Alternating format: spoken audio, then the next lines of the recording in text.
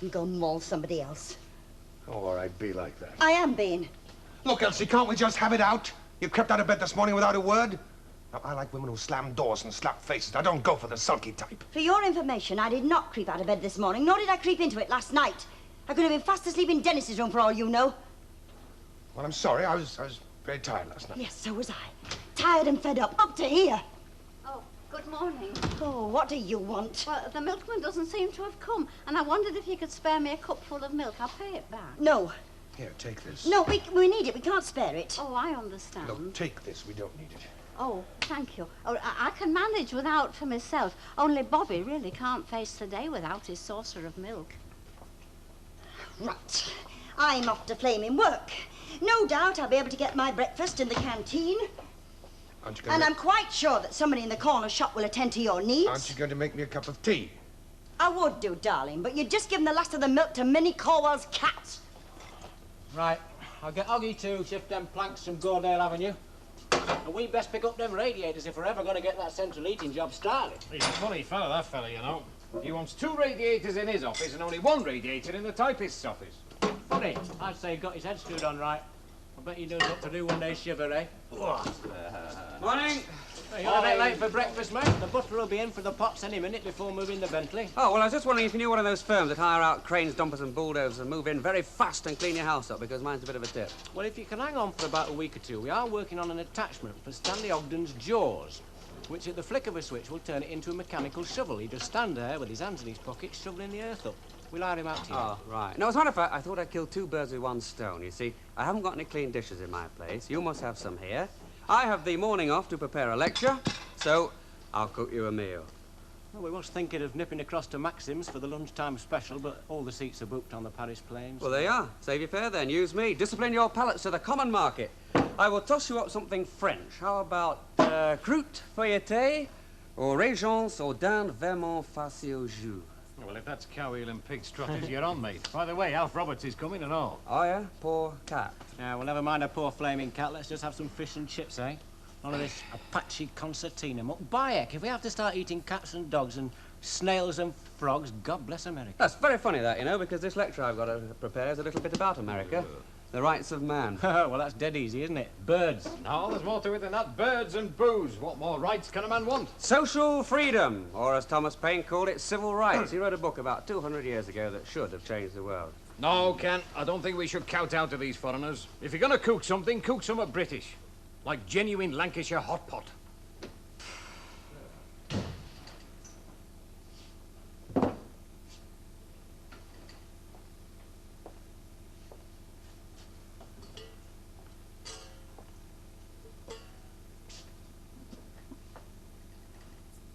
When it can be said by any country in the world, my poor are happy, neither ignorance nor distress do they know. My jails are empty of prisoners. The aged do not want. The taxes are not oppressive. The nations of the world are my friend because I am the friend of happiness. Then, when these things can be said, then may that country boast of its constitution, of its government. Oh, that was very nice. Oh, hello, Mrs. Gore. You must have been sent to me this day. Oh, no. I came on my own accord. You see, I borrowed a bottle of milk this morning from next door, and they weren't very happy. Only Bobby only wanted half, so I'm bringing the other half back. He hasn't touched any of this half, and so I wondered if Mr. Fairclough would return it for me when they come in tonight. Mrs. Gore, you wouldn't know how to put up a coq au vin? Oh, no. I was very good at crochet when I was at school, only I never kept it up. But, Mrs. Corwell, you do know how to make a Lancashire hot pot, don't you? Oh, yes. Right. Morning. Boyfriend? Nosy, mind your own business. Does he love you? Doesn't everybody? I'll come back when you're down from Cloud 7. No, don't. It's not important. No? I've got this sister, Helen. She lives in Leicester. She spends her life writing to me, asking me to go and see her. Well, why don't you go and see her? Give her a lift. You don't know my sister. Domesticity rampant. 24 hours in their little love nest, enough to put anybody off marriage for life. Don't you go for the domestic scene? I might, if I found the right man. You've never found him? All the men I fancy are already spoken for. Ah, you like them with experience. Don't you?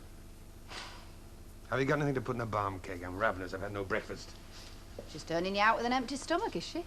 Well, it's 6 of one and half a dozen of the other. We just seem to get in each other's hair at the moment. Well, I'll make you up a selection if you like and bring it round. No, it's all right. No, it's no trouble, honestly. Well, all right, if you'd like to. Thank you very much.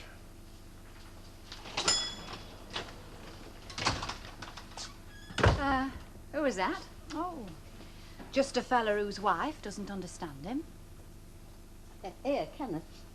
You see now, we've got the cutlets overlapping, and they're covered with the sliced onions, and then the potatoes go on top. Now, that's how my grandmother used to do it. Now, if you just pour in the gravy... Right.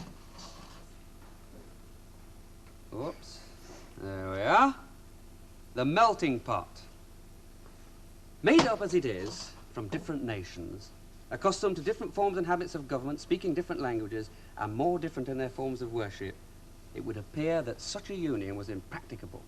But by the simple operation of constructing government on the principles of society and the rights of man, every difficulty retires, and all the parts are brought into cordial unison. Well, I don't think it says that in the recipe, but I suppose it'll be all right when you've seasoned it. And now we put it on the stove for 2.5 hours. 2.5? But it's 10 to 12, Mrs. Cole. They're going to be here in 15 minutes. Oh, well, it won't be ready then, will it? Oh. Wonder what Thomas Paine would have done about that. You didn't tell her we got the contract for Metro Vix. This is an order Alan placed on his way to work. Alan Howard? Yes, seems his nearest and dearest turned him out with an empty stomach this morning. I see. So you've offered to fill it for him? Well, he didn't quite know what he wanted, so I said I'd make up a selection and take it round to the garage. Oh, I see. I wasn't aware that we were in the delivery business. Well, you don't mind, do you? Not particularly. Except I am paying you to work behind the counter, not provide meals on wheels for other people's husbands. Well, regard it as part of my lunch hour. Janet, can I ask you something? It's a free country. When you stepped into the breach last week, Yeah? why did you do it? I mean, it's a bit of a come down, isn't it? A corner shop from the town hall. Oh, I don't know. I quite like working in a shop myself. I mean, it gives you the chance to meet such interesting people, doesn't it? Like Alan Howard, perhaps? Perhaps. Hello, Mrs. Howard. Hello, love. Could I have a box of matches, please? Ridiculous, isn't it?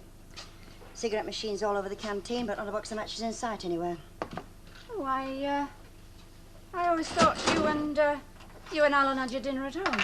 We both decided it would be better if he carried on with his work. You see, people keep interrupting him, and then he has to work through his dinner hour. It's a shame, but there it is. If only people would let him alone. Like me, for one, you mean? Among others, yes.